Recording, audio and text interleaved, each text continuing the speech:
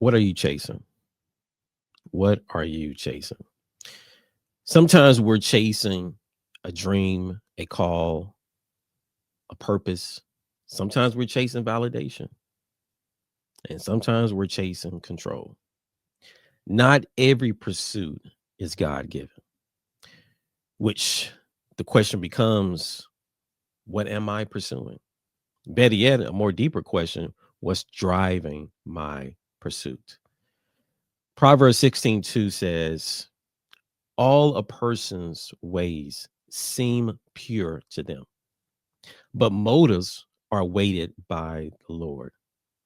In other words, God doesn't just evaluate our destination, but God also evaluates our motivation, our heart. I mean, think about it. Have you ever reached for something or prayed for something, and once you received it or achieved it, you was like, this is not what I expected. This doesn't satisfy, doesn't give me a level of satisfaction. Maybe it was the promotion, maybe it was the relationship, maybe it was the title, maybe it was the business, maybe it was the money, maybe it was the platform. But once we received it, it's like it didn't provide a level of satisfaction. It didn't provide a level of peace. It didn't provide a level of contentment. So we just kept chasing the next thing,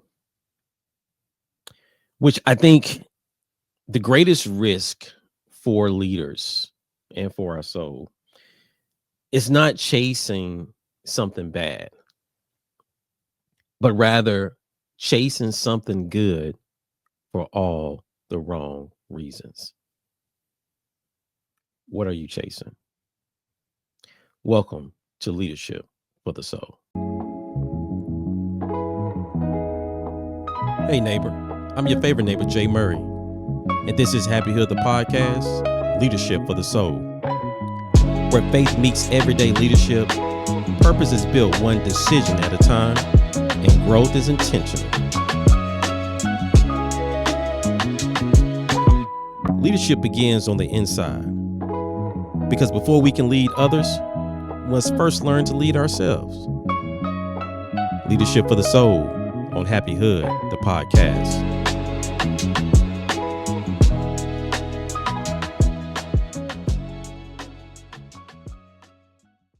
Now, let's just be very clear and get this out the way. We're all chasing something. I mean, let's just be honest. All right. It's just me and you. We're all chasing something. Maybe we're chasing success. Maybe we're chasing security, peace, love. Maybe we're chasing influence, recognition, purpose. So the question isn't whether you're chasing something, but the question is whether your pursuit is pushing you, or are you chasing closer to God's will, or are you just chasing the will of self, your self will? In which I don't think God has any issue of us chasing things. I think there's an order that he provides or that he instructs us to do. And that is, in the Bible, it says, seek ye first the kingdom of God and all its righteousness, and all these things will be added to you. So God has no issue with us chasing things, but there is a order of process that he's instructing us to do. That, hey, come talk to me first before you go out and do these things. And then on the other end of self-will is a miraculous thing. It's beautiful. I mean, you think about some of the things that as humans that we do, whether it's, you know, going to outer space or constructing a beautiful building, or overcoming obstacles and adversities to rise to the occasion. Like, we have a lot of tenacity, we have a lot of ambition. However, what happens when ambition or tenacity is really pride in disguise. It's really insecurities in disguise. Again, we can be chasing something good for all the wrong reasons. And I think there's a beautiful dichotomy between God's will and self will. Because again, God has no issue of us chasing after things, but there's just a certain way that we should do it in. And then there's the self will of what are you chasing? What's driving your pursuit? Is it something that you have a fear of letting go? Is it the time? Is something constructed by a timeline? Who applauds? Who's the applause that you're chasing? So all these things helps us to understand, what are we chasing? What are you chasing? And this idea for this episode came from our previous episode. Just redo it. If you haven't seen it, take a moment, pause right here, go listen, watch, because it was a beautiful episode of just a way to revisit, rediscover some of our whys. You know, the things that we did in the past, maybe before the kids, when we was young, and just brought us so much joy, brought us so much peace. But then life happens, and life gets ahead of the dream and gets ahead of sometimes the calling. And one day we may just so happen we pick it back up. We have an opportunity to revisit that level of joy, the level of peace, the level of fulfillment, and we rediscover our why. And now we're thinking about, hey, reimagine what this would looks like, what it would look like now with all the new perspectives that we have gained, and just the growth that we have been through. And then the last thing we just need to do is just redo it. Forget about what it looks like, what it may look like, what it used to look like. Just redo it. Just redo it. And as I was thinking about that, and just having some alone time with God, it's like God was also saying, hey, but just make sure you understand what's driving your pursuit. What are you chasing? And that's when I was like, oh wow, there's a level of there's a heart check. There's a heart posture that I need to make sure I'm in the right posture as I go after these things. There's a way to evaluate, am I really chasing God's will and wanting to please God, or am I chasing my will, self will? Am I still looking to receive the applause from my 10-year-old self? Am I still seeking validation? Am I still looking for the title because it gives me identity? Or am I willing to wait for it? Am I willing to have open hands so God can continue to use me? Am I willing to just, at moments, obey God, even though I may be rejected by men? That's is the interesting dichotomy of what I feel God's will, chasing God's will, compared to chasing the will of self. So today I want to ask you three questions. And these three questions, one may resonate with you more over the other. You may, due to the season that you're in, you may have to do a little bit more deeper. You have to ask yourself a little bit more deeper question to get to what God is really trying to reveal to you. And I think these are just the start. They are not in any type of sequential order or anything. Because again, as I said, one may resonate with you more, but I hope and I pray that these help to get you into a moment of just kind of, let me just check my heart. Let me make sure that I'm still being led by God, that I'm not trying to please self and others,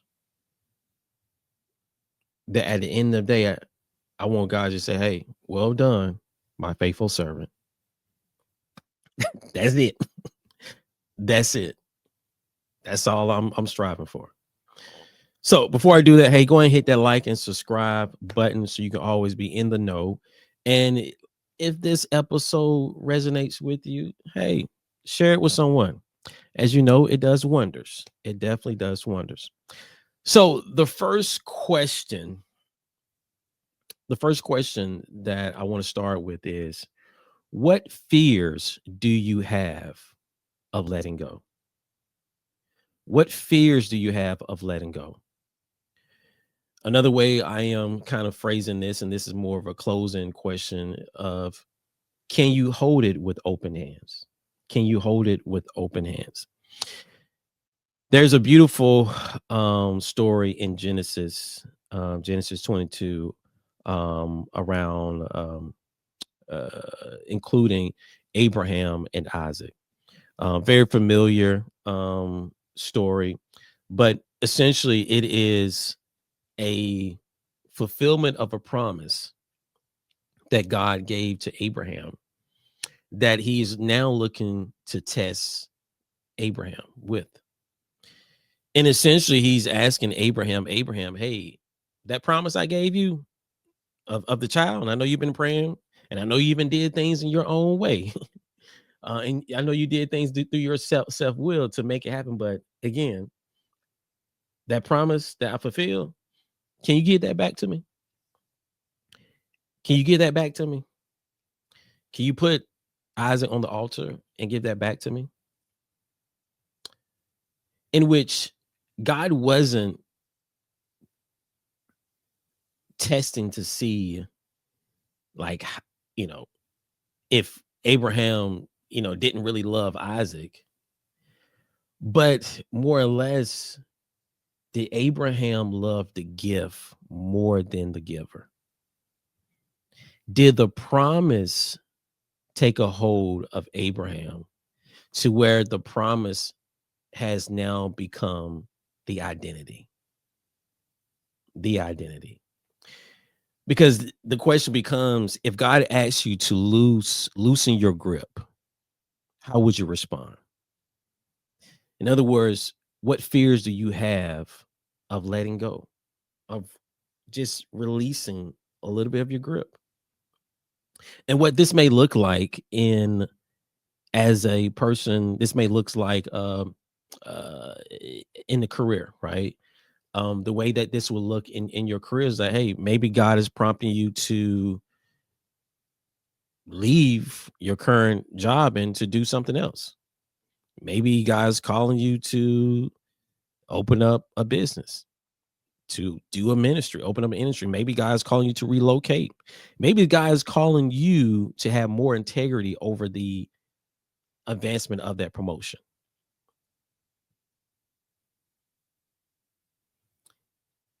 Do you trust God or do you trust the title? Maybe you have the business, right? The business now, you have scaled the business, that it has flourished. But God's now saying, hey, slow down, slow down. Hey, you know what? Go ahead. I need you to close one day out the week. I need you to only work 4 days and rest, have a 3-day weekend. Matter of fact, you know what? I need you even to sell the business, because there's another calling that I have for you.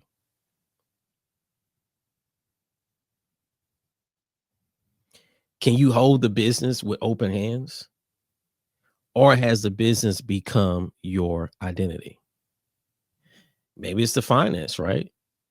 Money's coming in, but guys ask you, hey, can you be a little bit more generous? Can you give a little bit more? I know you already give, but hey, how about give to some more charities? How about you give away some of these clothes you got? Or does the money have your heart? Does the clothes have your heart? There's a thing about this ownership versus stewardship that I think is like the underlining theme, maybe, of this question of like, what fears do you have of letting go? Is, do you not feel like God would do it again? Do you not feel that people won't look at you the same? And this is like, as far as that identity, like the gift has become so much of our identity that it's hard for us to let go. And again, it could be just letting go the control. It can be letting go of, you know, being less strict and hovering over the kids, and allowing them to fail a little bit, allowing them to, yeah, go ahead and scratch your knee. It's okay, you know, and like, what fears do we have of letting go? Because it could be some insecurities. It could be something there that we haven't fully addressed with ourselves. We haven't had a moment to process. And what we have done is we have allowed this thing, whatever this thing is, the career, the marriage, the kids, the business, the ministry, to be our identity. And we have held on it so tightly that even when God is trying to use us for something else, our hands are clenched like fists. Like we can't hold on to anything else. We can't we like then we're not as available. And have you ever got to a point, and I'm being real, have you ever got to a point where you just so you too busy for God? I've been there. As I look back, maybe I didn't feel it at that time, but now as I reflect, I got too busy for God. I was trying to hold on all these things because it was part of my identity. It was part of who I am. I like the title. I was more in love with the title. I was more in love with the perks. I was more in love with the platform. I was more in love with the lights. I was more in love with the praises of that I got, the recognition, that I didn't seek ye first the kingdom and understand, like, oh, my identity in God. What fears do you have of letting go? Can you hold it with open hands? What are you chasing? What are you chasing? The second question is, how do you handle waiting? Can you wait for it? Now, this is an interesting one because I think we all have fallen victim to this. I mean, let's just think about some of the people in the Bible, right? You think about Joseph. Joseph had a dream when he was like, what, 17? That dream didn't come to fruition until he's like 30. Like, he's second in command to Pharaoh in Egypt, right? But Joseph he was sold into slavery. He was in prison. He was falsely accused. All these different things. A lot of things he had to go to just to get to the fulfillment of the dream.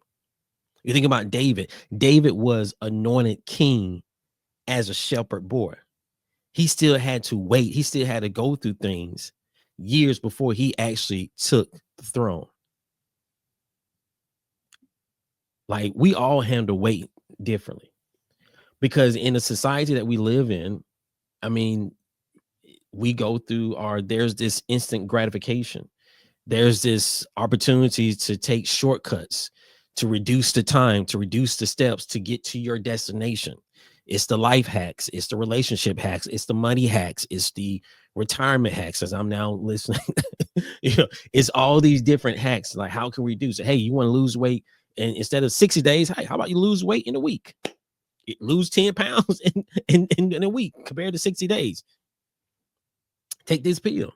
So all these things, we're just like, how can we shorten our time? How can we be more productive? And I mean, we're living in now in the age of AI. It's about, hey, how can we be more productive? How can we go? And while all those things are very enticing, and all the things can be very helpful, Again, it can be very helpful. That's I'm not disagreeing with that. It could be very helpful. However, what's driving my pursuit to get there quicker? Am I trying to please others? Is this thing that I'm going after, is it a timeline? Is it a timeline? I truly think as followers of Christ, like we don't, it's not that we go against God's will. We just outrun God's process. We just become impatient. I mean, again, let's look at the story of Abraham with Isaac. And I mentioned this a little bit, like Abraham and Sarah, they got impatient because God said, "Hey, I'm gonna promise you a son, gonna be a father of many nations." But it took years for that to come to pass. So what they do, they took things in their own hands. Sarah's like, "Hey, won't you sleep with our uh maidservant Hagar?" Oh, yeah, okay, sure. You said it. Joe's like, I mean, Abraham, like, hey, you said it, not me. Okay. And what happened? Ishmael. Ishmael comes. And if you're familiar with the Bible, Ishmael, like God said he would be a wild donkey, right? He will rise up against other nations. He would be unrest, a lot of fighting, among his relatives. Now you brought in a unnecessary stress. And that's when, like, for those that we're not able to handle the weight. Let's just think about it. All the times that you did things, you allow your self-will, you chase your self-will. How much did that cost you? Be honest. How much did that cost you? Because when I think about when I followed my self-will, when I followed, the looking for praises of others, when I follow of not letting go, and when I follow just like, hey, God, you taking a little too long. It cost me. It cost me relationships. It cost me money. It cost me money. It cost me time. It added stress. It cost me my peace. It cost me a lot. It cost me a lot. And that's what we have to understand. Like, how do you handle the weight? Because if if the time is an issue, and you are looking at, hey, this should have been occurred, this should have happened, especially when you get into your thirds and fourths. You may feel like, hey, I thought I was gonna be so much ahead at this time. I thought I was gonna be doing this, I thought I was gonna be doing that. And when you now start to make hasty decisions because you don't want to wait for it no more. So now you just get married to anybody. Now you just open a business without any type of actual strategy or plan or due diligence to make sure, is this even right for me at the time? You just do things because now it's just like, well, I thought I was going to be here before. I thought I was going to be here at this time. And if that's really driving your pursuit, maybe it's yourself. Not maybe it is your self will. It's not God's will. It is your self will that you chasing, not chasing God's will. How do you handle the weight? Are you able to continue to grow? Because preparation prepares you, strengthens you for the journey to get to your destination. Preparation is key for the destination. It's key. It's key. And there's only certain things that you can learn in the wait. Critical things you learn in the wait. How do you handle the wait? What are you chasing? What are you chasing? The third thing, the last question for us to reflect on, and for you to think about and say, hey, what is it all about? And to kind of ponder and think through is, whose applause matter most? Whose applause are you chasing? Whose applause are you chasing? You know, when I think about this, it's a very interesting question, and you get deeper into again what's driving your pursuit. I think again, if I use the example previously of, I wouldn't call it a midlife crisis or anything, but when we're in our 30s and 40s, like we have, like again, we was in our 20s and maybe a little bit, in our teens, we had somewhat of a vision for ourselves, and we thought it was going to be at a certain point in life once we got to this age. And once we in our 30s and our 40s, I don't know, we have this epiphany that, you know what, I've been chasing someone else's dream. I've been chasing someone else's dream. And that person that we've been, that dream, or that the dream of someone else's, it could have been our 10-year-old self. It could be our family that we still trying to, seek validation and recognition from our family. It can be, you know, someone else that we see online that we now have compared ourselves to. And we have to understand that's not your calling. That's not the way that God is calling you to do it. And who applause are you chasing is an interesting piece, because like, who who's your audience? Are you looking for the likes? Are you looking for the followers? Does that again go towards your identity? Or are you looking for the applause of God? Because I think there's going to be moments in our journey as we chase the things that, God's purpose for our life. We will have times where we will need to do things or put in situation where it go against culture.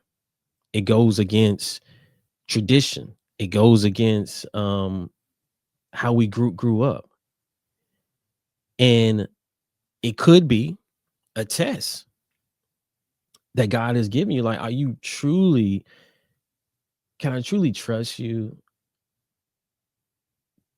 Can I truly, can you truly have open hands? Are you looking for the applause of others, or are you looking for the applause of God? That's that sums it up right there, family. That sums it up right there. And as you go through these questions, or maybe you have questions of yourself, at the end of the day, I just hope you have a moment to really ask yourself these thought-provoking questions that helps you get to the root of your pursuit. The root of your pursuit, because can you hold it with open hands, or are you holding so tightly? Are there fears that you have of letting go? Can you wait for it? Is it time? Who are you really doing it for?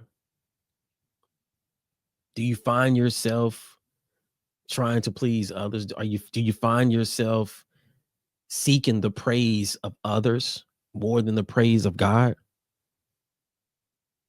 Do you find yourself conforming and compromising to the culture in order to please others? Because if any of these things you find yourself like, yep, that's me, or I have struggled with that, then maybe your heart may not be in the right posture, right? And maybe you are actually chasing after self, self will. And maybe you're not necessarily chasing God's will. And again, this is the only question that you can really be honest with yourself with, you know. And I think these are definitely questions of just like having that alone time with God. And as you make decisions, and in decisions that may require you to really, it may be a life-changing event, decision that will require you to be vulnerable, decision that will, maybe at times you may have to reject others. You may lose some friendships, you may lose some relationships because of this. But I think that's sometimes the weight, that the tension that we hold when we are chasing after the will of God and not chasing after self. Because at the end of the day, uh, I think we all are striving for, well done, my faithful servant. Well done. That's what we're striving for. That's what we all are striving for. So, what fears do you have of letting go? Can you hold it with open hands? How do you handle waiting? Can you wait for it? Whose applause are you chasing? Who are you trying to please? What are you chasing? Till next time, family, you already know. Love God. Love yourself. Love your neighbor. I'm your favorite neighbor, Jay Murray. Be blessed.